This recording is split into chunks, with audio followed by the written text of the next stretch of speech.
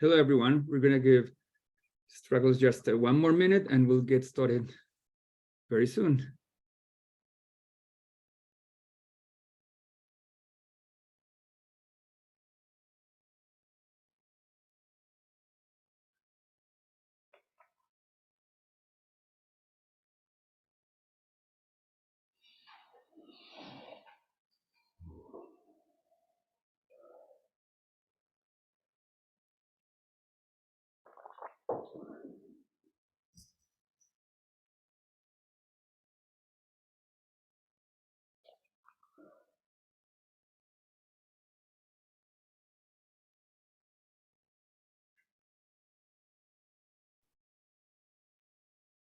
Okay, why don't we get started? My name is César Rodríguez. I'm the chair of the Center for Human Rights and Global Justice at NYU Law, which hosts the Climate Litigation Accelerator, which in turn hosts the community of practice that comes together every month or so to discuss cutting-edge issues, cases, studies, reports, developments in the climate law and litigation space, very much with a view to generating new research and actions against and on the climate emergency. And this is our first webinar of 2023. For those of you who may not have joined the last seminar last year, after hearing from our members, the community of practice members, and also people who have kind of attended our webinars in the past, we decided to iterate on the format to improve it. Hopefully you'll agree, by focusing on a more interactive conversation. Key leading figure in the space, be it a social leader, a scholar, a practitioner, a litigant, or any other type of relevant actor, and give you all a chance to chip in early in the conversation, as opposed to, at least relative to the usual webinar formats. So this will feel more like a conversation, like a one-on-one conversation, initially with David. I'll introduce him momentarily, although he needs no introduction in this space. And then also a space for you all to engage with David on this crucial issue of biodiversity and or versus climate. With that said,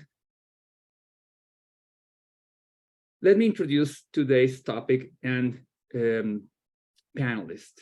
So at the very end of last year, in December, governments from around the world in Montreal to flesh out the details of a global biodiversity framework that would govern efforts to rein in biodiversity laws so steep that some have referred to it as biological annihilation, or also the sixth extinction after the well-known book.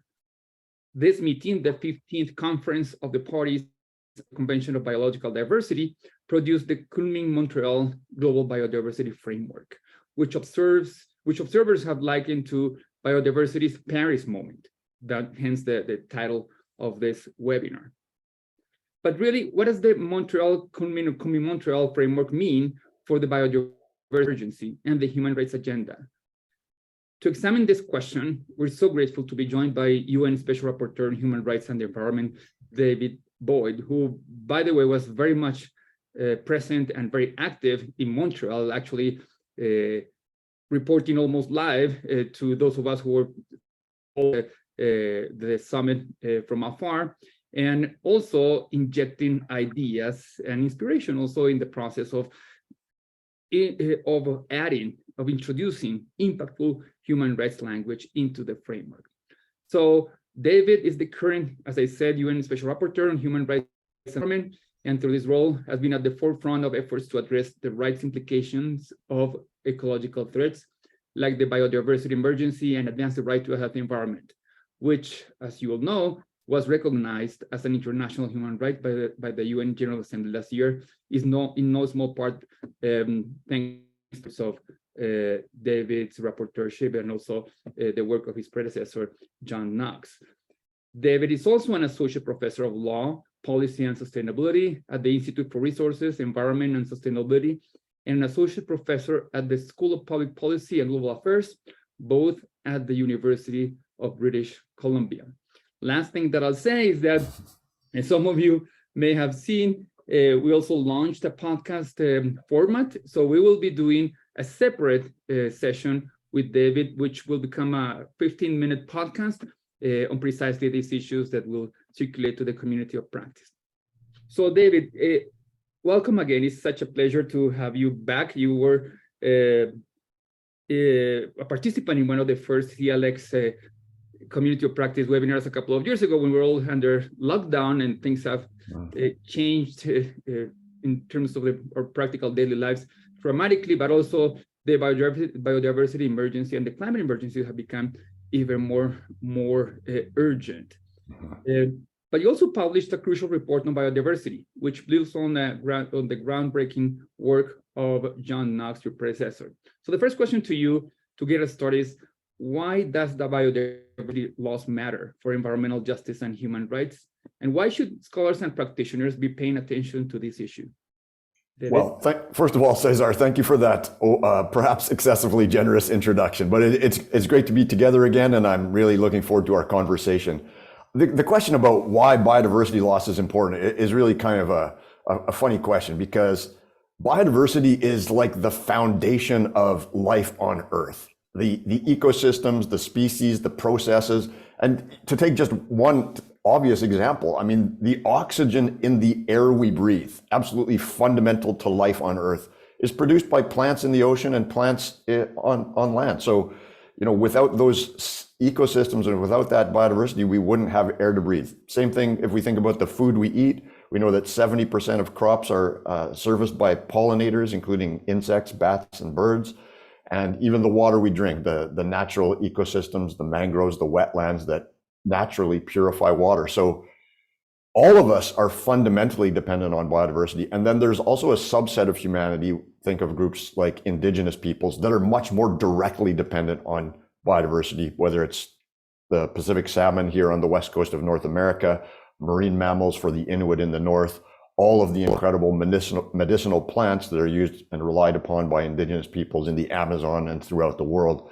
So biodiversity is really at the foundation of life, and as a result is critical in many different human rights aspects.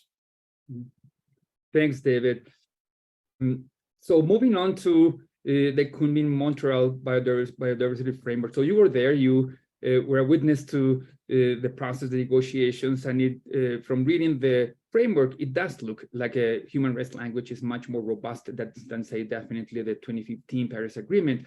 So could you tell us a little bit about the process and the outcome of discussing human rights language and protection in the context of this framework? Yeah, I do think that this is a real turning point in the history of biodiversity protection on Earth. If you look back at the last time countries came together and put together a framework, which were the Aichi biodiversity targets in 2010, you won't find a single reference in the Aichi biodiversity targets to human rights. And if we look at what happened over the decade from 2010 to 2020, things got worse for biodiversity. Not a single one of the Aichi biodiversity targets was actually fully met. So this process, which started years ago and finally culminated at the end of 2022, was a bumpy process. I mean, it was derailed, of course, by the COVID-19 pandemic, but there was a lot of contention, I would say, around human rights at the onset of the negotiation process. And yet, by the time we got to Montreal, it wasn't just indigenous peoples and human rights activists and environmentalists calling for human rights to be at the heart of the new global biodiversity framework. There were many states that were supporting that position. So it was really like a night and day type of situation.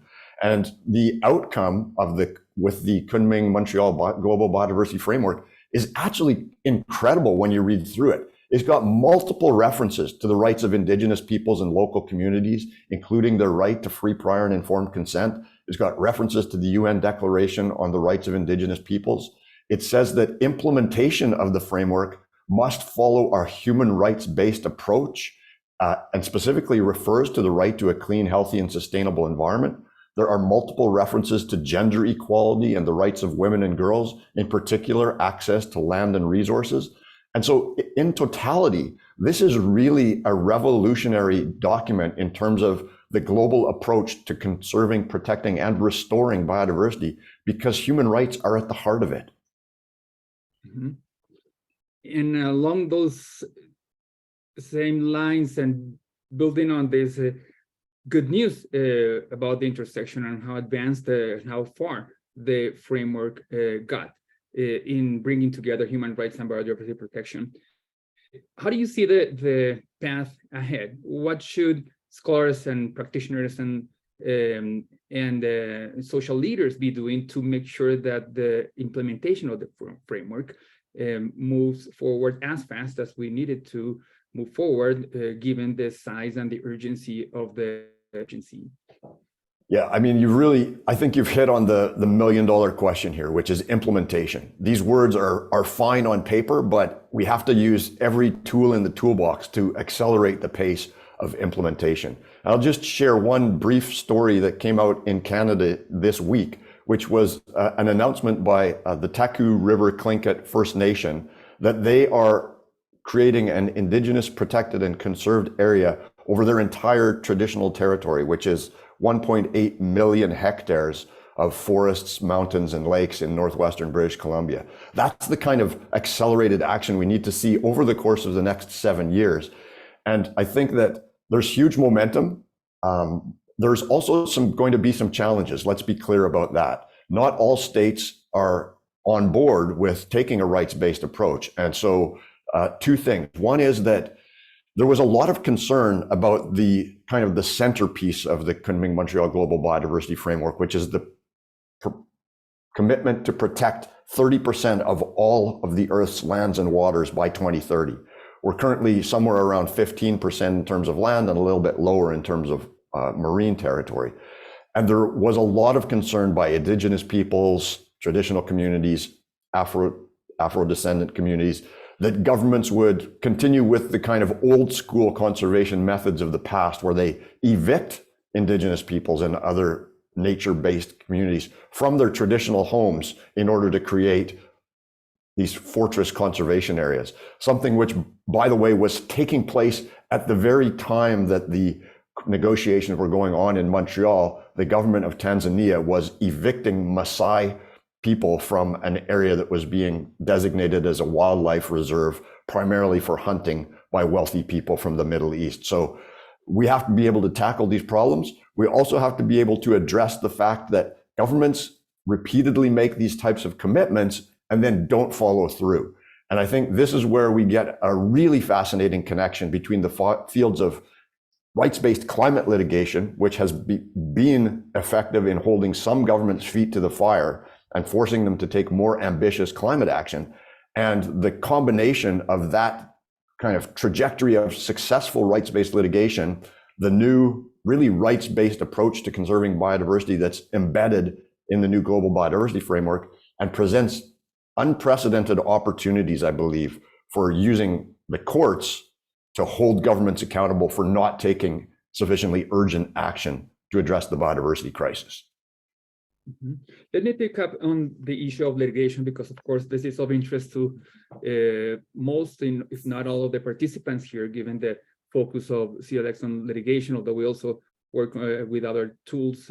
But specifically on litigation, what do you see, what do you think the experience of climate litigation can offer by way of lessons and learned that can be deployed more quickly now in the field of biodiversity litigation, which is likely to grow going forward, precisely building on the success of the Montreal-Kunming Agreement? Mm-hmm. Well, I do think there are parallels between these two areas. There's differences as well, of course, but you know, the Paris Agreement really seemed to mark a turning point in terms of, there was climate litigation prior to the Paris Agreement, but there was very little in the way of human rights-based climate litigation, and the emphasis from civil society on rights-based approaches to climate change that resulted in the reference to human rights in the preamble of the Paris Agreement is similar to the way that human rights have become a much more prominent topic of conversation in the biodiversity negotiations, but also in this whole field of biodiversity protection. So that's one similarity. Another similarity is that litigants in the climate field have relied heavily on the unassailable reports of the Intergovernmental Panel on Climate Change. And we have in the biodiversity context similarly reliable science from the Intergovernmental Science Policy Platform on Biodiversity and Ecosystem Services.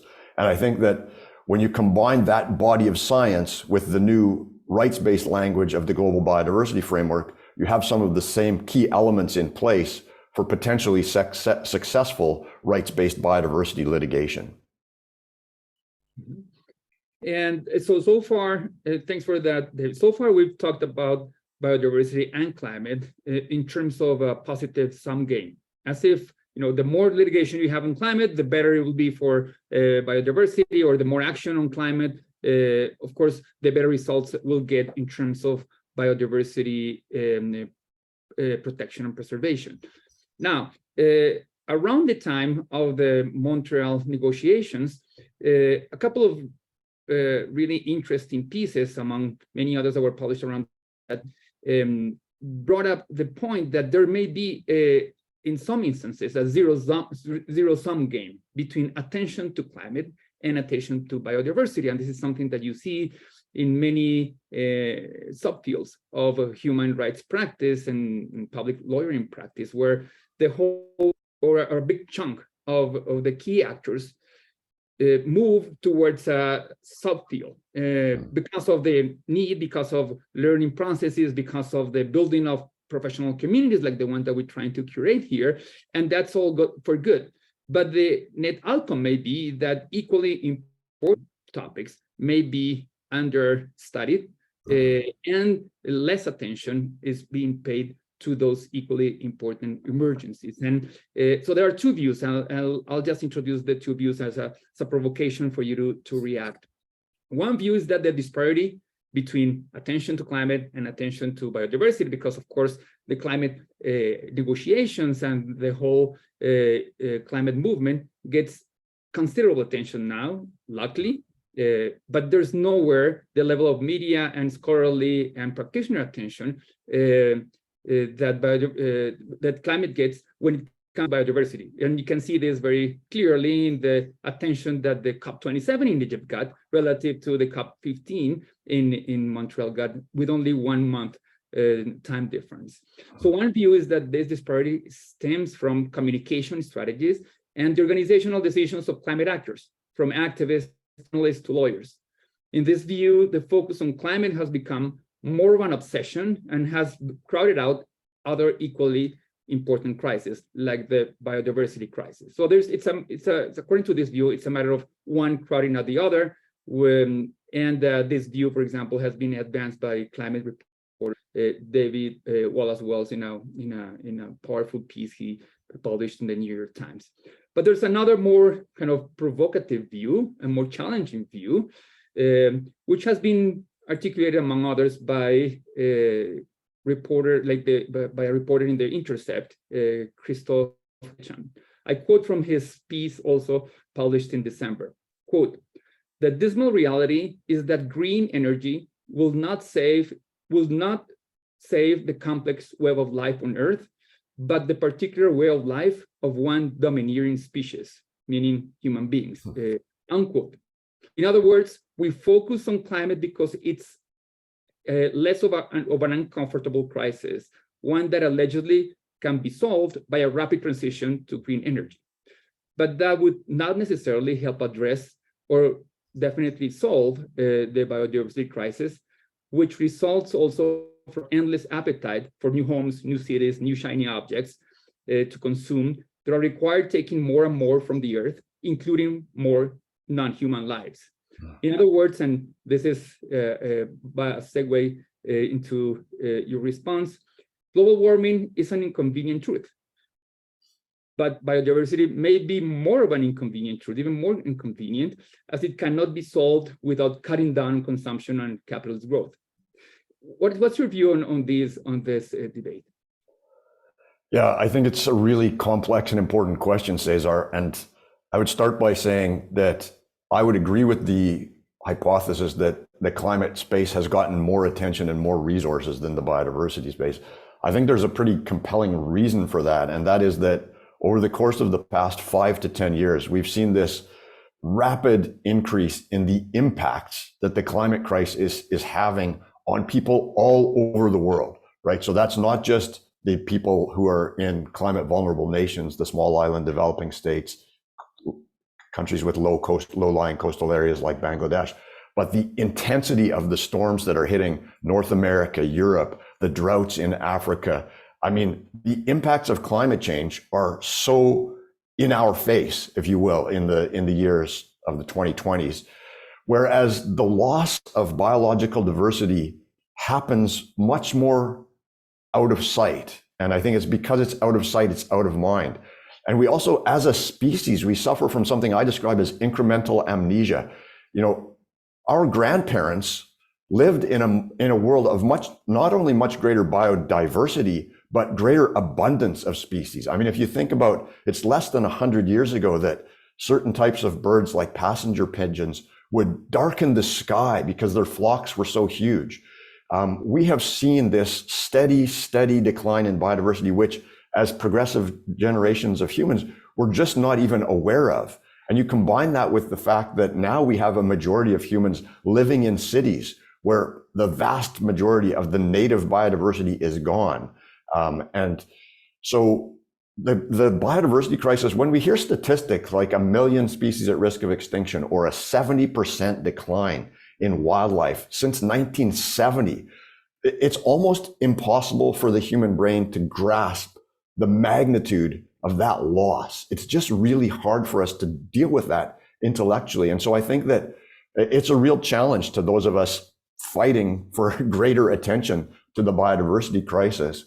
And yet, I think in terms of the second article that you were quoting from, I think this does focus our attention back on the need for systemic and transformative changes to human society. And that means changing the way that our economies work, changing our cultures, changing our values to have, and again, to something that activists and Indigenous people have been saying for decades, we have to take from the wisdom of Indigenous cultures, Indigenous peoples, and find a way to live in much greater harmony with the diversity of life on Earth, because we are still careening towards the edge of a precipice.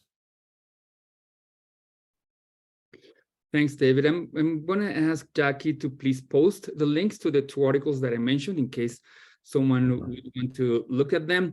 In the meantime, I'm going to invite everyone in the room to start posting questions in the chat. This is meant to be a conversation. We take very seriously the change in format. So I'm going to stop, David and I, we're going to stop our conversation halfway through the webinar at hopefully around 30 past the hour. So Jackie is going to post the David Wallace-Wells article, as well as the article from The Intercept that advanced those two views that I mentioned and that David kindly reacted to. Now, final question to you, David.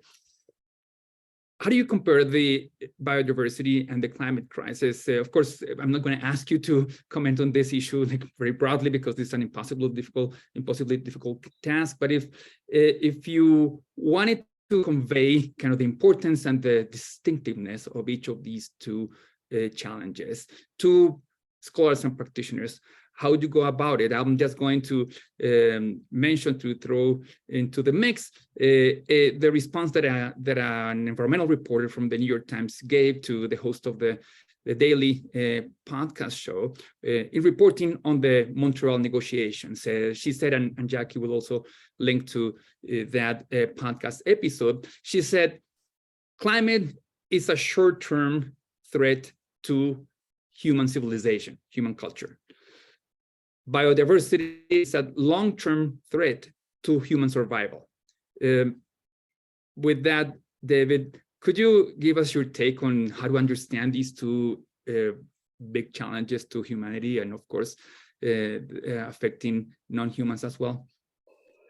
Yeah, it is a challenging question. And I think it's important. And I think that the United Nations Environment Program and others have really done a service by talking about the triple planetary crisis. So they talk about the climate emergency, the catastrophic loss of biodiversity, and the pervasive toxic pollution. I think that's a useful framing because it demonstrates that these things are interconnected, right? And I think that's one of the mistakes that we make is we put silos between these problems. I'm working on climate change. I'm working on biodiversity.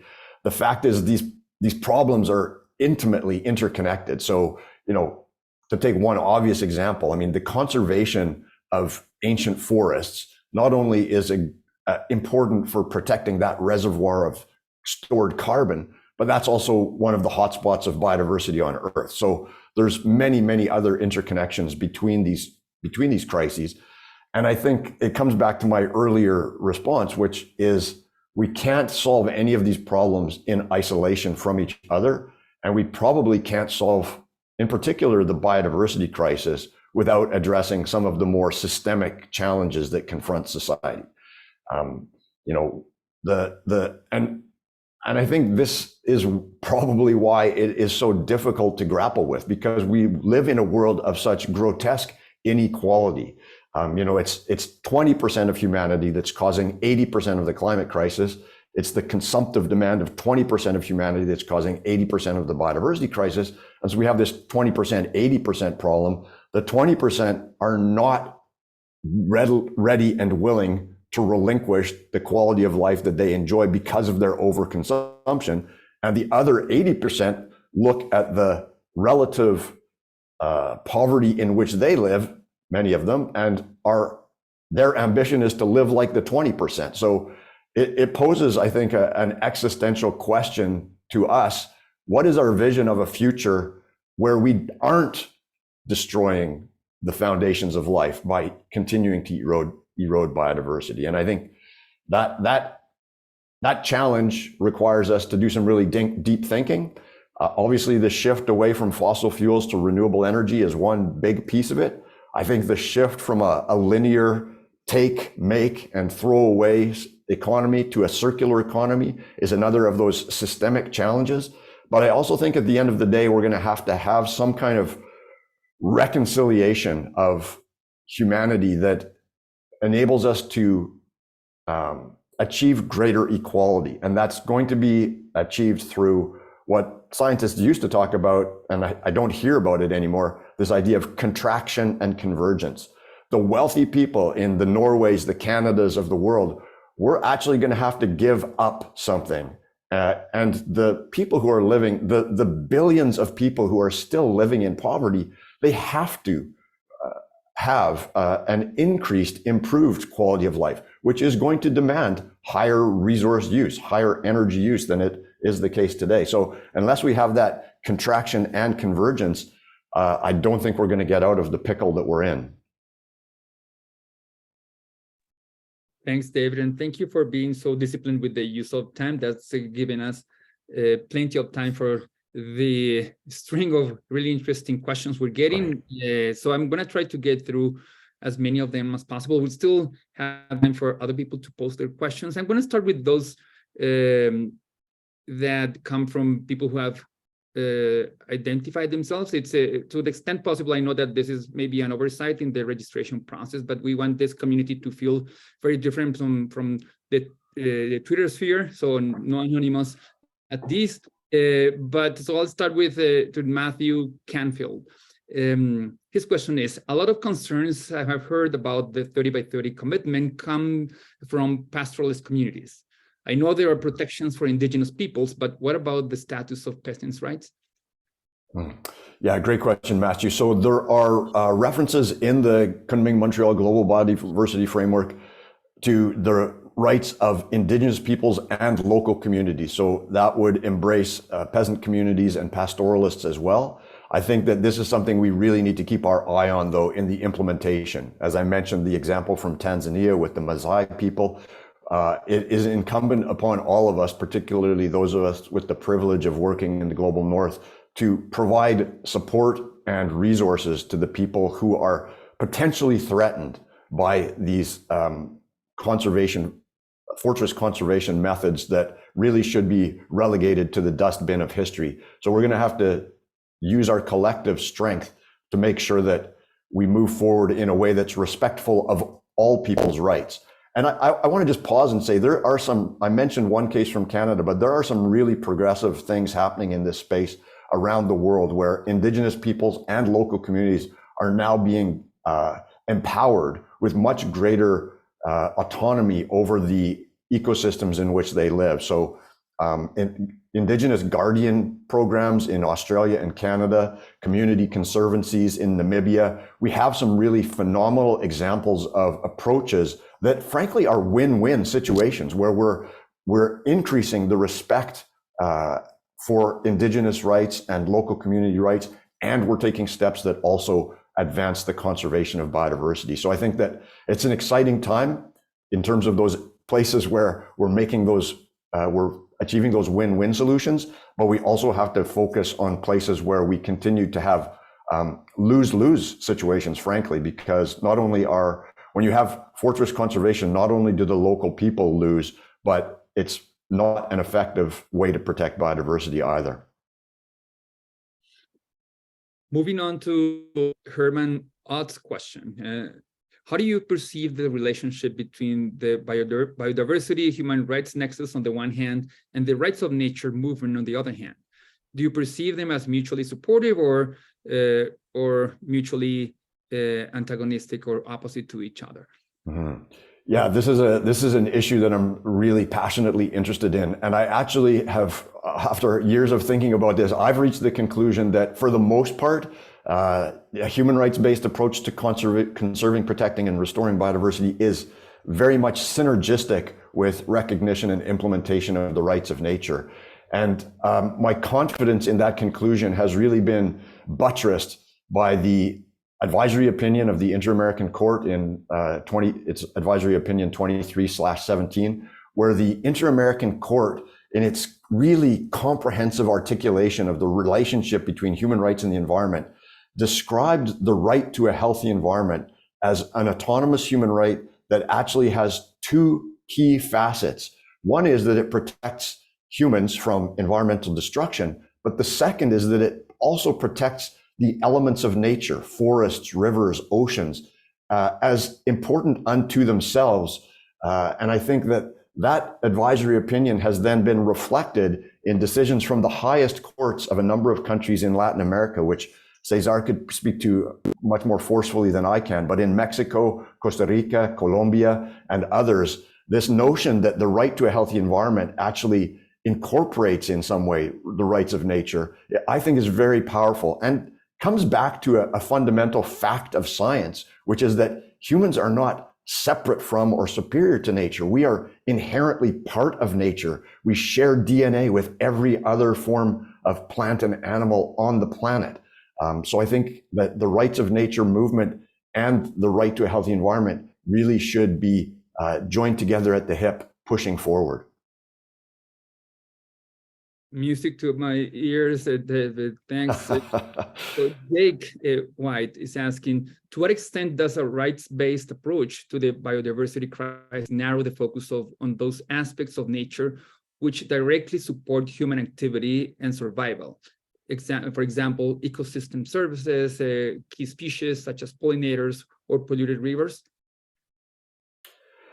Well, I think that a rights-based approach actually, it does a couple of things. One is that it ensures the voices of the people who are being directly affected on the ground in places, ensures those voices are front and center in making decisions about what kind of activities take place, including conservation activities. The second thing that a rights-based approach does is it really it provides us with unprecedented mechanisms for accountability. So I think this is one thing that I can't say strongly enough. The United Nations Convention on Biological Diversity, much like the Framework Convention on Climate Change, really has no effective mechanisms for accountability or implementation or enforcement. And that's why the way that the climate change activist community has been able to bring in this integration of human rights law and environmental law as a way of generating accountability in the climate change space. That's really exciting in terms of its potential in the biodiversity space, because to date, we haven't been able to hold governments accountable for their failure to fulfill their commitments in the biodiversity regimes. So for example, I'm not aware of any lawsuits that were brought successfully against any governments, despite their collective failure to meet any of the Aichi biodiversity targets. And that's in contrast to what we're seeing because of climate litigation, because of the creative, brilliant minds of climate litigators that have brought these cases like the Urgenda case, the Neubauer case, the Climate Fund case in Brazil, which are holding governments accountable in ways that were really almost unimaginable 10 or 15 years ago.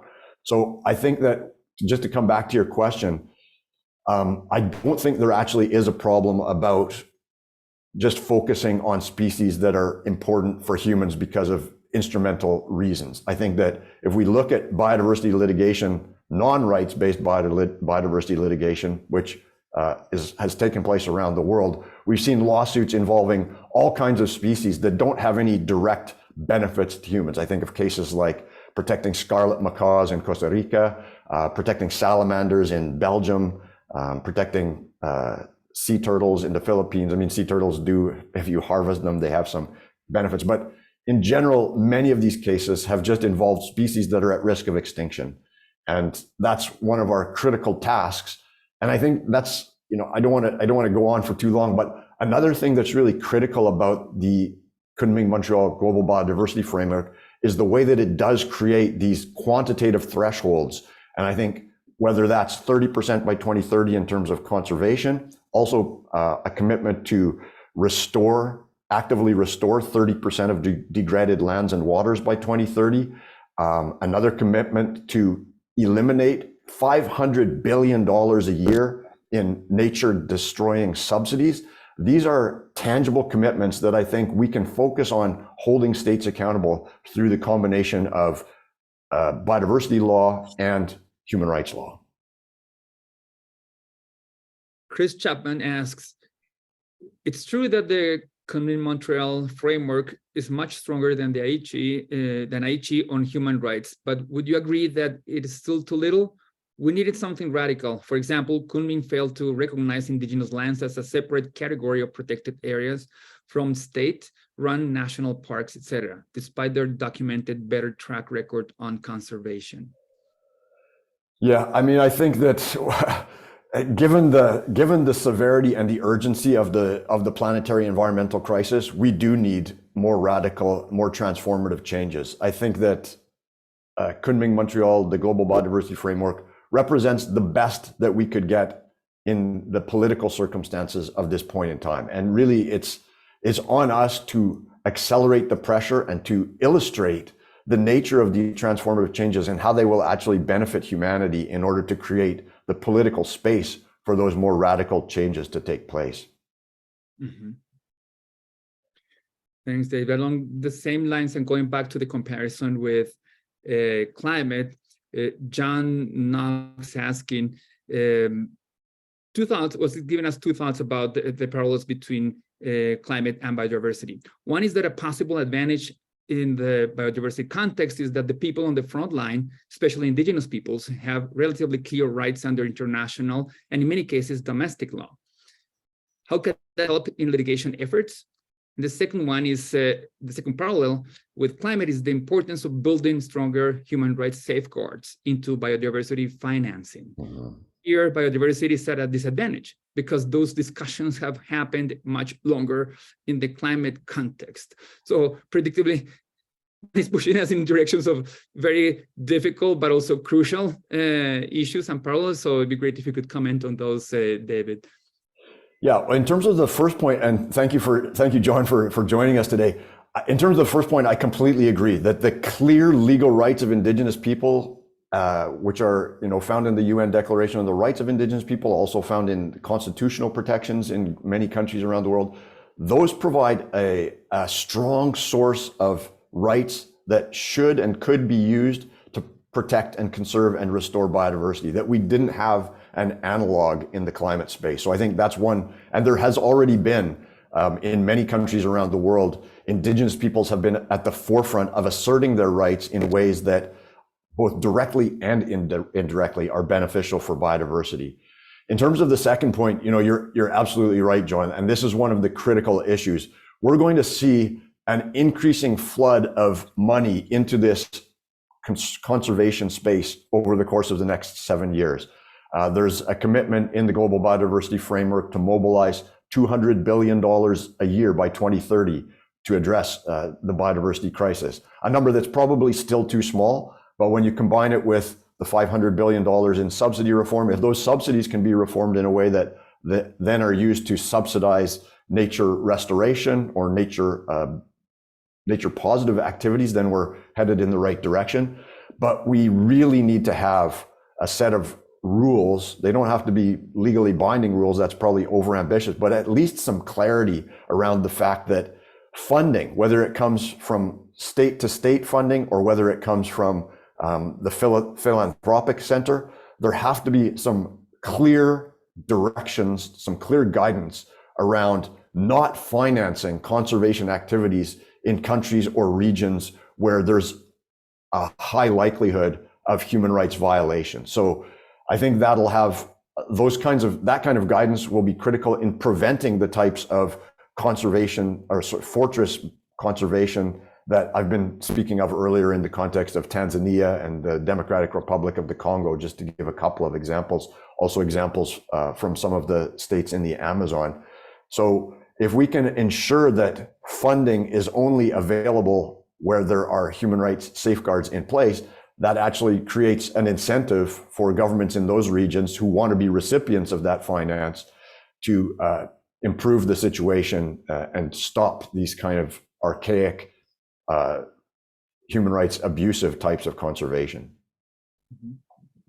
Thanks, David. I just wanted to add quickly a note on the first point that John kindly raised on how more, I wouldn't say how easier, but at least how more direct the arguments between the connection between human rights and biodiversity are relative to climate and human rights.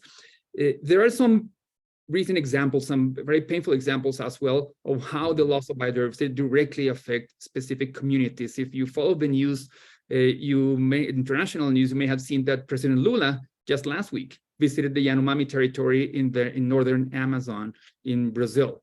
And what they found is that during the previous administration in Brazil, the loss of biodiversity driven by illegal gold mining was such that we're before a humanitarian catastrophe of malnutrition and the violation of basic human rights. And those effects are very localized, right? So you can actually document it, take pictures, bring scientists in, government officials in ways that are almost impossible to reproduce in the climate space, where, of course, we're dealing with a global planetary challenge that affects everyone, although, of course, effects can be localized and can be shown to be local as well. But that, to a litigator, is, of course, a much easier task relative to arguing through many layers of causality with the help of scientists that there is a linkage between climate and human rights. Moving on to Ginger, I think we're going to be able to get to all of the wonderful questions. Thank you, David. I think you will never accept another invitation from us because we're certainly taking advantage of you this morning. 7 a.m. Pacific time. So Ginger Hervey is asking, how do you and other biodiversity advocates think about the need for a drastic reduction in consumption in order to preserve biodiversity in the context of a growing human population and the goal to alleviate extreme poverty worldwide, both of which by definition involve a significant increase in consumption? Is there a way to reconcile the two aims? Yeah, well, I guess what I've been thinking about this because we have been discussing this challenge in the course of this conversation. And I think that we have a very clearly articulated sense of interconnected actions, which are called the United Nations Sustainable Development Goals. And I think that for some of us, there's a widespread misconception about the Sustainable Development Goals, which were created in 2015 to replace the Millennium Development Goals. And we're nearing the halfway point because most of the SDGs have a 2030 endpoint. So this year will be a big year for stock taking and reflection on how we're doing in terms of making progress towards the Sustainable Development Goals. My most recent report to the General Assembly was on this specific topic. And what I was really stunned to learn and attempted to share with the United Nations is that the UN Sustainable Development Goals are not just a bunch of political commitments. They are actually built on a rock solid foundation of human rights law. And almost every single, there's 169 specific targets under the 17 Sustainable Development Goals. And over 90% of those targets are directly tied to fundamental human rights, which impose obligations on states. So I think in the context of this conversation, which is focusing on biodiversity litigation, I think we should actually try and open our minds more broadly and think about, could we actually imagine SDG litigation? Could we imagine lawsuits which are intended to kind of bring forward the types of systemic and transformative changes that many of these questions are touching on as essential to protecting biodiversity, addressing the biodiversity crisis, addressing the pollution crisis, addressing the water crisis, addressing the food system crisis, addressing the inequality crisis. All of these interconnected challenges are actually, the way forward is actually laid out through the quite well articulated Sustainable Development Goals. Naro Maciel adds, I think, an important variable to this conversation by asking, how does biodiversity connect to human rights in urban areas? And relatedly, with more people living in cities, how can we adapt infrastructure to be more eco-friendly to more species? Yeah, that's a super question, and I'll be completely upfront about it. I haven't thought that much about the specifics of urban biodiversity. Of course, the same general principles will apply, which is that we need to conserve what's left, and we need to do our utmost to restore the types of habitats that will bring nature back to the city in a way. But I also think that when we talk about biodiversity, I mean, it's true what César articulated in his prior comments about the easier pathways of causation, where there are local impacts that can be clearly documented, and where the cause is direct, which is quite different, of course, in the climate change context. And I think it's remarkable that litigators have been able to overcome the many layers of causal challenges in the context of climate litigation. In the context of biodiversity, we have that direct local connection, but I think we also need to think creatively about the impacts of urban consumption that are indirectly affecting biodiversity in other places. There is some very interesting scholarly literature that has connected consumption in countries of the global north to the decline of biodiversity in biodiversity hotspots around the world. And I think that we need to have these conversations between lawyers and scientists to better understand what are those causal chains, and are there opportunities for litigation to not only address the direct causal nexus that we see between deforestation and impacts on indigenous people in the Amazon, but also the grotesque overconsumption in the global north and its impacts in specific areas of the global south. Are there creative ways that we can address that through litigation? I think that's a really fascinating question. Relatedly, Feja Lesniewska is asking, although logically contraction and convergence as a concept makes sense, was it not essentially shelved because it was so politically unpalatable, especially to the developed countries, which in negotiations on environmental matters are the bankers, regardless that they rarely come up with the cash? Yeah, well, I think absolutely. Contraction and convergence is very difficult politically. I mean, I did a country mission to Norway, which is one of the wealthiest countries in the world, and has a sovereign wealth fund, which is worth trillions of dollars, which works out on a per capita basis to literally hundreds of thousands of dollars per individual Norwegian. And yet Norway is continuing to explore for oil and gas in a quest to become even richer, and to try and challenge that paradigm of increased exploitation is politically very difficult. But it doesn't mean that we should walk away from that conversation.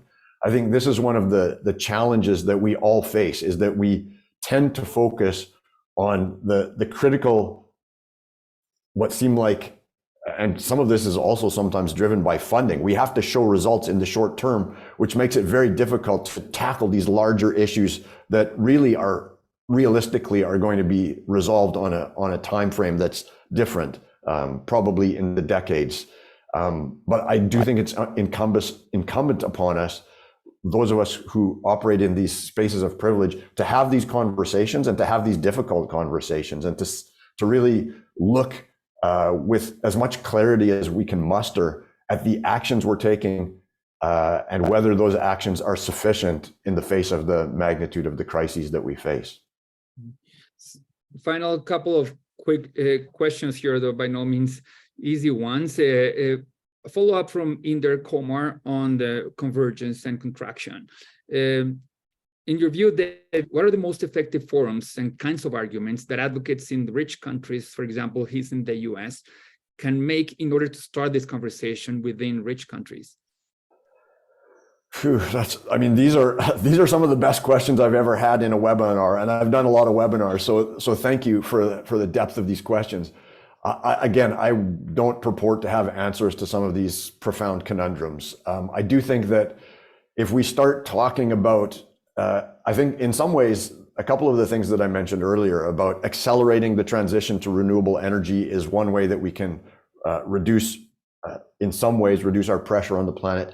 The shift to a circular economy is really still in its infancy, but I think that there are avenues into those conversations which are going to have much greater receptivity, if you will. So I think plastic is one of those topics where everyone, even the average person in the street, is really concerned about plastic. And I find this through my teaching that young students they're really upset about plastic, and they want to know, how can we deal with this growing tide of plastic? And so the answer to the plastic challenge is not only to get rid of the single-use plastics, but to rethink the way that we use plastics and to dramatically drive down our use and consumption of plastic. So that's one area in which if we can do it in a way that's based on circular economy principles, we can actually show that a reduction is not only compatible with addressing the plastic pollution problem,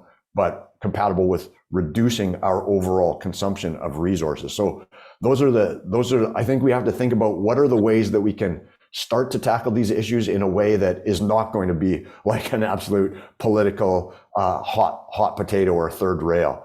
And I'll just give one other example of where I think this conversation needs to take place, and that is in the continued exploration and production of oil and gas. We're seeing some really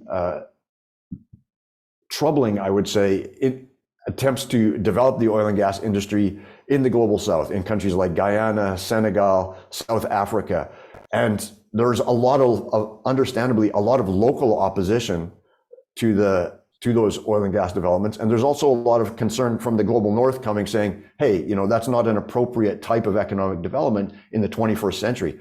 I find that to be a really neo-colonial attitude, which is to say, how can people in the United States, Canada, Norway, and the Middle East that are still continuing to produce vast amounts of wealth through the exploitation of oil and gas, how can we say to countries in the global south that are relatively impoverished, you shouldn't be doing that? I think that conversation needs to take place, and I think that's a conversation where we can talk about this grotesque inequality between the North and the South, and how do we actually reduce that inequality while also addressing these global environmental crises. Final question. I'm going to have to formulate this very briefly, but it does bring in the usual elephant in the room to the fore. Alejandra, Sarah, and Jessica Palared ask, the biodiversity framework is supposed to apply to, quote, all actors of society, section C, paragraph 10, says Alejandra. Do you think that this could provide the basis for to use the framework in biodiversity litigation against corporations? Yeah, I guess my short answer there will be yes. It's going to be challenging, and it's going to take some real creativity and ingenuity, but I think that we have to be thinking about that, because we know that just as in the climate space, corporations are major drivers of the crisis, the same holds true in the biodiversity space. So if you think about in the agricultural industry, the big four that are responsible for a huge amount of the agricultural impacts. If you think about forestry, for example, deforestation, driven both by agriculture and the forest sector. I think there are ways that we can creatively come up with rights-based biodiversity litigation targeting corporations. Will those cases be initially and immediately successful? That's hard to say, but I do think there is room for some innovative and creative litigation in that space. Thank you so much, David, for your usual generosity, sharpness, and also commitment to not only your mandate, but the larger global cause against the triple ecological emergencies. As those of you who have participated in previous community of practice webinars, we do have a separate half-an-hour private conversation, a segment that is for those of you who register for it and receive the separate Zoom link. This is more of an informal space, interaction, although I think we've had quite a bit of interaction, and I'm hesitant to ask more from David, but since it was already scheduled and it's only 8 a.m. For him, he still have that energy. So thank you everyone for attending. Please stay tuned for the next webinar in February. And for those of you who are part of the community of practice and have registered for it, we'll see you in the other Zoom room with a separate link. Good day. Thanks very much, Cesar.